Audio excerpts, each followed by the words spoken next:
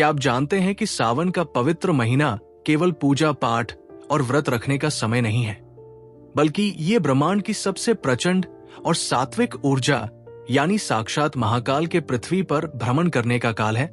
दोस्तों, इस एक महीने में की गई छोटी सी पूजा का फल आपको 1000 गुना होकर मिलता है।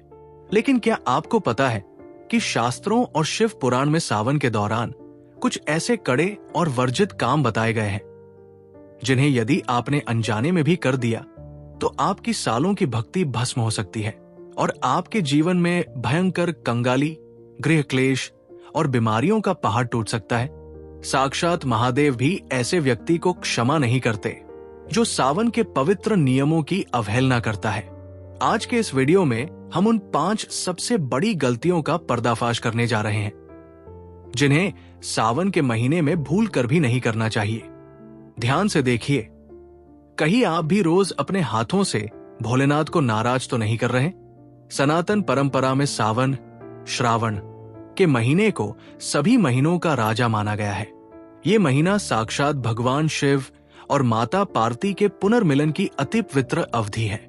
पौराणिक कथाओं के अनुसार सावन के महीने में ही देवताओं और असुरों द्वारा समुद्र मंथन किया गया था, जिसमें से निकले भयंकर हलाहल विष की ज्वाला से पूरे ब्रह्मांड की रक्षा करने के लिए भगवान शिव ने उस विष को अपने कंठ में धारण कर लिया था। विष के प्रभाव से महादेव के शरीर में भयंकर जलन होने लगी, जिसे शांत करने के लिए सभी देवी देवताओं और जल के देवताओं ने उन पर जल की वर्षा की।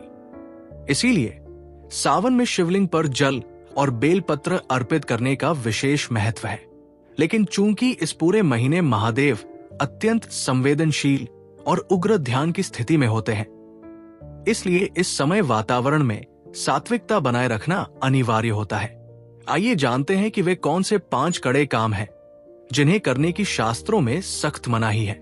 शिव पुराण और शास्त्र सम्मत नियमों के अनुसार सावन के महीने में इन 5 गलतियों को करने से इंसान सीधे पाप का भागीदार बनता है।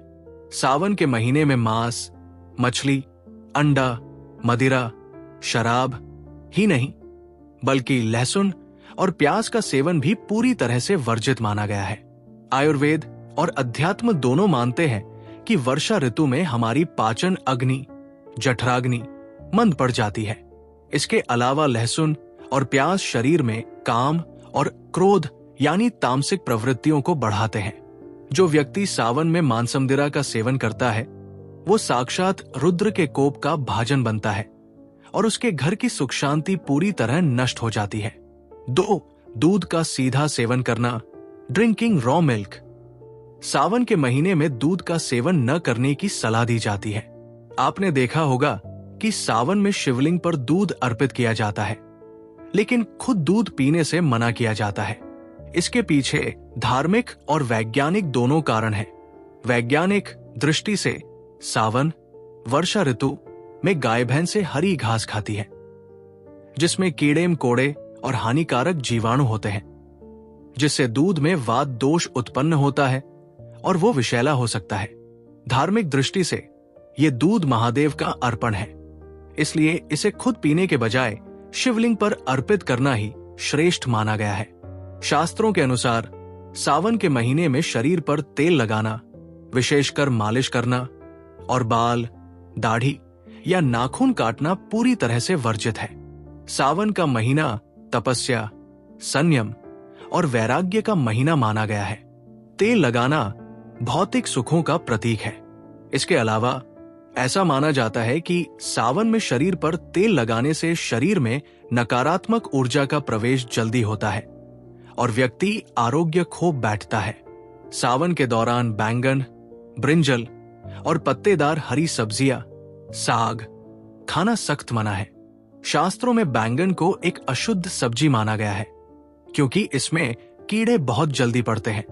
वहीं वर्षा ऋतु में हरी सब्जियों में बैक्टीरिया और कीट पतंगे अंडे देते हैं, जिनका सेवन करने से शरीर में गंभीर बीमारियां और पेट के रोग हो सकते हैं। इसलिए सावन में सात्विक और हल्का भोजन ही ग्रहण करना चाहिए। सावन में केवल खानपान की शुद्धि ही काफी नहीं है, बल्कि विचारों और वाणी की शुद्धि सबसे ज्यादा जरूरी है। इस महीने में किसी असहाय, बड़े बुजुर्ग, महिला या जानवर को सताना या गाली गलौज करना महापाप माना जाता है। यदि आप सोमवार का व्रत रखते हैं या रोज शिवलिंग पर जल चढ़ाते हैं, लेकिन दिल में दूसरों के प्रति नफरत, छल या ईर्ष्या रखते हैं, तो महादेव आपकी किसी भी पूजा को स्वीकार नहीं करेंगे। अक्सर लोग मंदिर जाकर शिवलिंग की पूजा तो करते हैं, लेकिन अनजाने में कुछ ऐसी बड़ी गलतियां कर बैठते हैं जिससे पूजा का कोई फल नहीं मिलता। केतकी के फूल और हल्दी न चढ़ाएं। भगवान शिव की पूजा में कभी भी केतकी का फूल नहीं चढ़ाया जाता, क्योंकि इसे महादेव ने शापित किया था। इसके अलावा हल्दी स्त्रियों से संबंधित और गर्म प्रकृति की होती है, जबकि शिवलिंग पुरुष तत्व और शीतल प्रकृति का प्रतीक है। इसलिए शिवलिंग पर हल्दी कभी न चढ़ाएं। तुलसी के पत्ते अर्पित न करें। तुलसी जी जलंधर नाम के दैत्य की पत्नी थी, जिसका वध भगवान शिव ने किया था। इसीलिए शिव पूजा में तुलसी पत्र का प्रयोग पूरी तरह से वर्जित है। कांस्य या लोहे के लोटे से जल न चढ़ाएं। शिवलिंग पर जल हमेशा तांबे, पीतल या चांदी के लोटे से ही अर्पित करना चाहिए। प्लास्टिक या लोहे के बर्तन से जल चढ़ाना अशुभ माना जाता है। अखंडित बेलपत्र ही चढ़ाएं। शिवजी को चढ़ाया जाने वाला बेलपत्र कभी भी कटाफ्टा, सूखा या बिना डंठल का नहीं होना चाहिए। बेलपत्र की तीनों पत्तियां पूरी और साफ होनी चाहिए। यदि आप सावन के महीने में महादेव की असीम कृपा पाना चाहते हैं और अपनी हर मनोकामना पूरी करना चाहते हैं, तो इन 3 बेहद सरल उपायों को जरूर अपनाएं।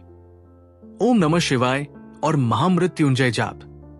सावन में रोज सुबह स्नान के बाद शिवलिंग पर एक लोटा शुद्ध जल चढ़ाएं और कम से कम 108 बार ओम नमः शिवाय मंत्र का जाप करें।